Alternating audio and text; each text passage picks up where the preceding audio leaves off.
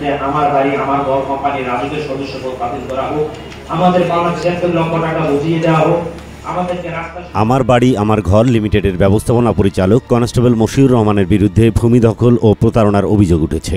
ভুক্তভোগী শেয়ার হোল্ডারদের অভিযোগ, জাল দলিল সৃষ্টি করে অতিরিক্ত ২১ জনকে শেয়ার বিক্রি করে তাদের উপরে চাপানোর চেষ্টা করছে মশিউর। ৩ বছর পার হলেও ফ্ল্যাট তো দূরের কথা, জমিও বুঝিয়ে দিতে পারেননি মশিউর। শনিবার সকালেই বাংলাদেশ ক্রাইম রিপোর্টার্স অ্যাসোসিয়েশন মিলনায়তনে আয়োজিত এক সংবাদ সম্মেলনে ভুক্তভোগীরা বলেন, ২০২২ সালের ১০ অক্টোবর হাতিরঝিল সংলগ্ন পশ্চিম মেরুলবাড্ডায় আমার বাড়ি আমার ঘর ডেভেলপার্স লিমিটেড কোম্পানির মালিক কনস্টেবল মোহাম্মদ মশিউর রহমানের মধ্যস্থতায় ৩৮ কাঠা জমি ক্রয় করেন তারা। কিন্তু মশিউর রহমান তার স্বার্থ সিদ্ধির জন্য মিথ্যা, জালিয়াতি ও প্রতারণার মাধ্যমে সকল শেয়ার হোল্ডারদের দীর্ঘদিন ধরে হয়রানি করে আসছেন।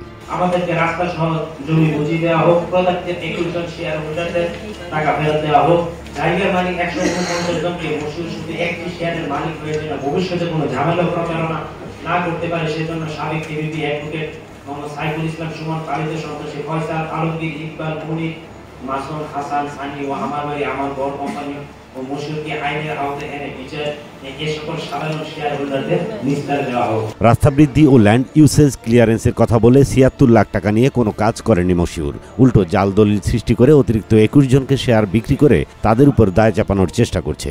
এ বিষয়ে প্রতিবাদ করলে থানা ও ডিবি পুলিশ দিয়ে ভয়ভীতি প্রদর্শন ও মিথ্যা মামলা দেওয়ার হুমকি দেন মশিউর। আমি সরকারের কাছে এই ব্যাপারে কোনো ধরনের একটা প্রতিকার আশা করি, যাতে আমার পরিবার নিশ্চিন্তে নির্বিঘ্নে বসবাস করতে পারে। শেয়ার হোল্ডাররা ৭৬ লাখ টাকা দেওয়ার পরও কোনো কাজ না করা, আবার টাকা ফেরত চাইলে মাস্তান দিয়ে হুমকি দেওয়া, ভুয়া পাওয়ার অফ অ্যাটর্নি ও চুক্তিপত্র দিয়ে নিজেকে মালিকানা বলা, শেয়ার হোল্ডারদেরকে কাজের লোভ দেখিয়ে প্রতিপক্ষ বানানো সহ নানা অনিয়ম করে আসলেও প্রতারক মশিউরের বিরুদ্ধে ব্যবস্থা নিচ্ছে না প্রশাসন। এ অবস্থায় ভুক্তভোগী শেয়ার হোল্ডাররা তাদের জমি বুঝে পাওয়া ও প্রতারক মনিরের বিরুদ্ধে আইনগত ব্যবস্থা গ্রহণের দাবি জানিয়েছেন ভুক্তভোগীরা। ইসমাইল হোসাইন ইমু, এমইটিভি, ঢাকা।